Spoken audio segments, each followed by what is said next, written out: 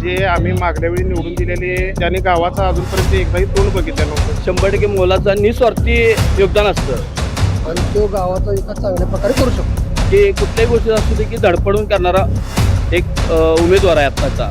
पक्ष न बघता आम्ही उमेदवार बघून त्यांच्या मागे पाठीशी उभे आहे. अमोल पाटील हे व्यक्तिमत्व एक नंबर आहे. एक लक्षात घ्या की माणसाचं पाय ही जमिनी कायमस्वरूपी असायला पाहिजे. आमच्या मागे सगळे गाव पाठीशी आहे. पैसे बघून जर मतदान केलं उद्या तारेला वारे उत्तर हे 100% मिळणार आहे.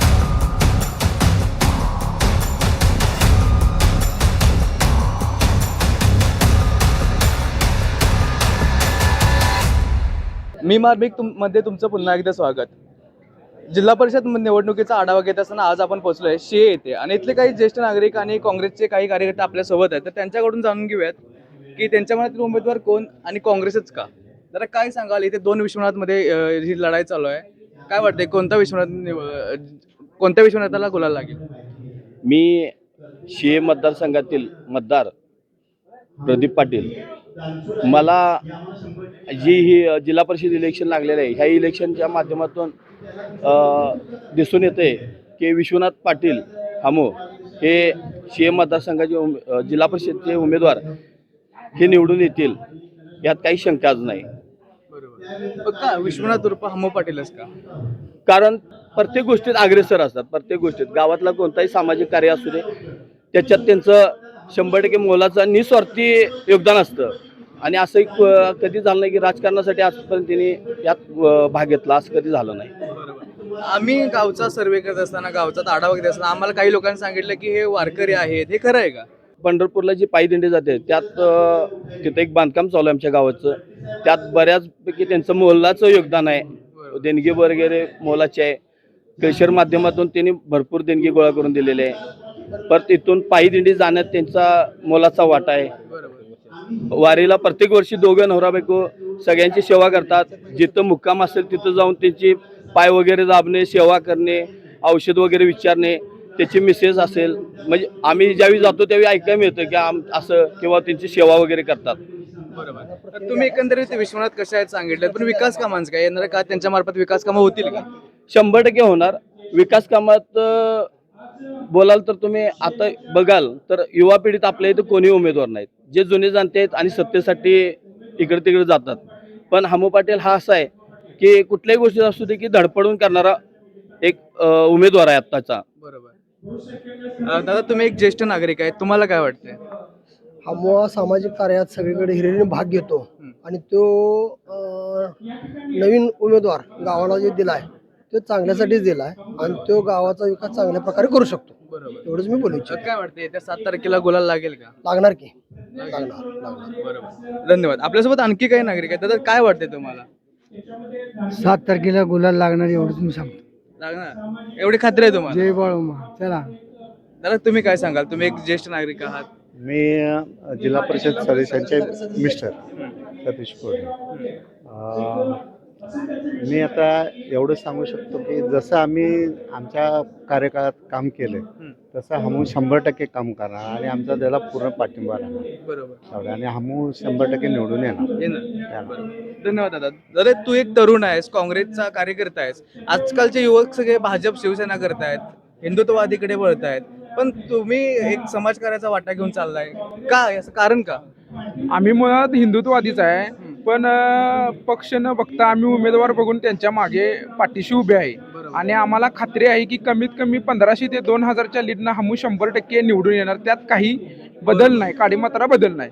बरोबर. गावात आमचे हिंदुत्ववादी गट मोठा आहे, पण हिंदुत्ववादीनं आम्ही पक्ष न बघता वैयक्तिक हमूच्या मागे सगळे गाव पाठीशी आहे. त्यात काय बदल नाही आणि गावाची आमच्या 99.99% एकीहून भरपूर लीड घेणार. त्या लीडमध्ये कुठंच पुढे लीड तुटणार नाही. बरोबर. धन्यवाद. दादा आणखी एक प्रश्न माझा असा की तुमचा जो शे मतदारसंघ जिल्हा मतदारसंघ आहे इथे काँग्रेसचा एक जुना गट मोठ्या प्रमाणात आहे. तो गट हमूच्या पाठीमागे राहील का उभा? राहणार की राहणार. काँग्रेसची जी निष्ठावंत आहेत ती काँग्रेसच्या पाठीमागे राहणार. हमूच्या पाठीमागे सदैव राहणार. तुम्हाला काय वाटतं दादा? मी प्रथमतः काँग्रेसचाच कार्यकर्ता बरोबर. जुना. ज्यावेळी पेन पाटील गेले त्यानंतर आम्ही भाजप आणि शिवसेना नरके साहेब यांच्या पाठीशी होतो. पण हमू पक्षाचा हा हे नाही आहे, विचारणा केला नाही आम्ही, पण हमूसाठी 100% सगळ्यांचीच भावना आहे की हमू ह्यावेळी जिल्हा परिषदला निवडूनच द्यायचं हमूला, हे सगळ्यांनी निश्चित केलेलं आहे. तर तू एक तरुण आहेस, तुला काय वाटते? हम पाटील हे व्यक्तिमत्व एक नंबर आहे. कारण की भागात फोडाफोडीचं राजकारण झालेलं असल्यामुळे हम पाटील असा व्यक्ती आहे की निष्ठावंत कार्यकर्ता आहे हम. मग त्यामुळे हम पाटलाच्या पाठीमागं आम्ही 100% उभा राहणार. गाव म्हणून आम्ही उभा राहणार.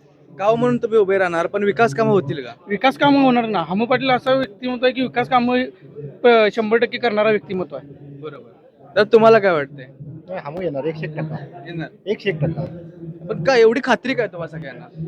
कसं आहे, सर्वसामान्य ह्याच्यातलं व्यक्तिमत्व झालेलं आहे. बरोबर. तरुण पोरं असून द्या, वारकरी संप्रदाय असून द्या, किंवा गावातल्या कुठल्याही धार्मिक कार्यात किंवा सामाजिक कार्यात हिरिरीने भाग घेणारं निस्वार्थी व्यक्तिमत्व आहे ते. त्यामुळे येणार 100%. दादा, तुम्हाला आणखी एक प्रश्न माझा असा आहे की विरोधकांच्याकडून असं बोललं जाते की राज्यात केंद्रात सत्ता त्यांची आहे, तर विकास कामं ते करू शकतात. विकास कामं ज्याच्यात धमक आहे तो विकास कामं करतोच, बरोबर. त्याला सत्ता लागत नाही. बरोबर. हे सगळ्या जनतेला माहिती आहे. आणि सत्ता फक्त एक पदासाठी एकत्र आलेले लोक आहेत. हमू असं नाही. हमू कुठलाही निधी आज त्याचं बघितलं पहिलं तर जुन्या नेत्यांचे त्यांचे संबंध चांगले आहेत पूर्वी, त्यामुळं ती कुठंही निधीला कमी पडणार नाहीत. बरोबर. धन्यवाद दादा.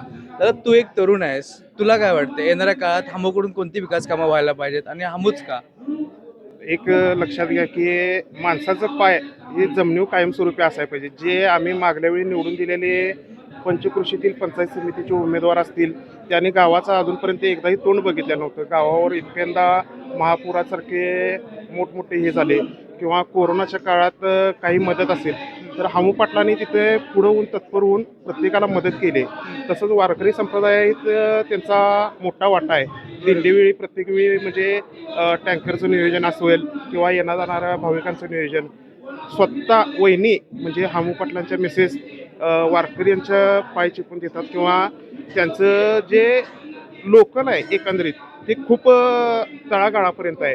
असं नाही की बाबा पैसा आहे म्हणजे माझा आहे, अशा गोष्टी अजिबात नाही. की आज तुम्ही पैसे बघून जर मतदान केलं, उद्या कारेला वारे उत्तर हे 100% मिळणार. पुढच्या उमेदवाराकडून तुम्ही अपेक्षाच काय ठेवणारा?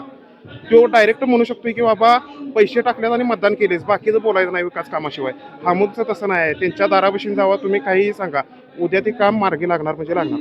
ते आम्ही देतो 100%. मग काय वाटतं येत्या 7 तारखेला विजय निश्चित वाटतं? 100%. येत्या 7 तारखेला हमू पाटलांनी गुलाल लावूनच करायचं 100%. धन्यवाद दादा.